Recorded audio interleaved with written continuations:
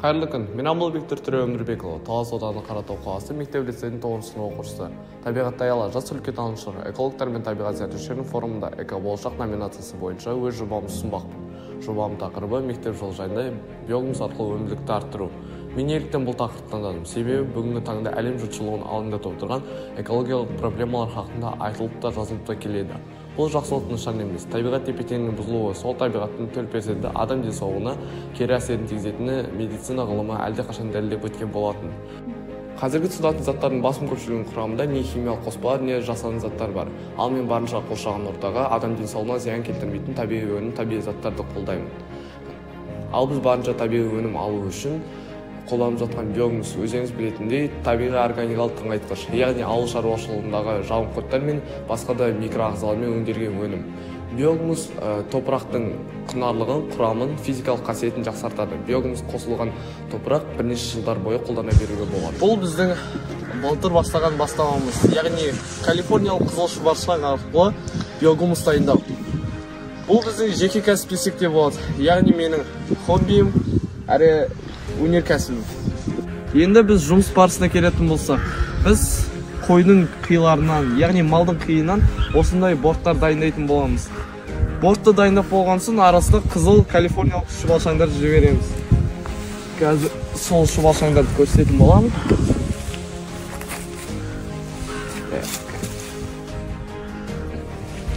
Осындай шұбалшаңдарды жібереміз. Кейін бұны әр 2 күн сайын су сеуіп тұрамыз. Ал бұл шұбалшаңдарымыз бұл қиыларды 2-3 ай бойы қорек қылады, және де өздерінің соңғы өнімдерін шығарады. Міне сол соңғы өнімі бізге табиғи тыңайтқыш болмақ. Ал 2-3 айдан соң олардың қорегі тыңайтқышқа айналып, жаңа қорек қажеттілігі туады. Сол кезде борттардың үстіне жаңа қи салынған жәшіктерді орналастырамыз. Қорек іздеген шұбалшыңдар сол жәшіктерге көтеріледі. Сонымен жәшіктерді шұбалшыңдармен бірге басқа орынға орналастырамыз. Ал ескі орнында дайын биогумус қана қалады. Оны біз арнайы електен өткізіп қолданысқа жібереміз.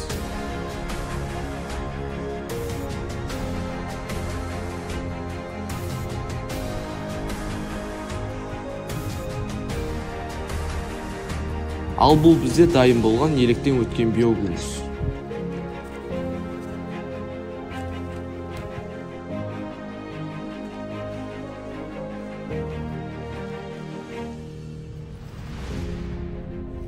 Бұл бізде елек. Бұл елек арқылы біз мына өңделмеген биогумусты өңдеп шығаратын боламыз, және тура жаңағы қаптағы секілді қылып дайын биогумус шығарамыз.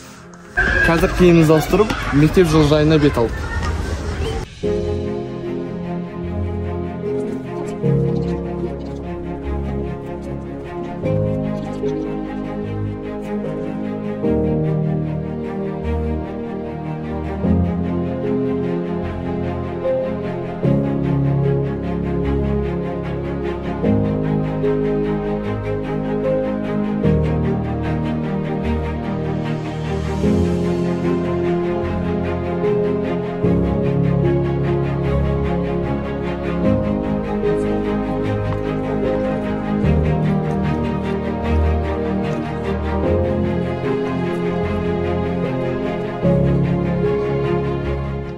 Қорытындылай келе, мини жағдайында қызыл калифорниялық шұбалшыңдар арқылы өңделіп жатқан биогумусты мектеп жылыжайында қолданып өнімділікті арттырғым келеді. Және де жұмыс барысында көргендеріңіздей сол қызыл калифорниялық шұбалшыңды мектеп жылыжай алаңында өсіруді қолға алды. Осылайша мен мектепке өз үлесімді қостым, және де менен кейінгі ұрпаққа экологиялық мәдениет қалыптастыруға бағыт бағдар бермекпін.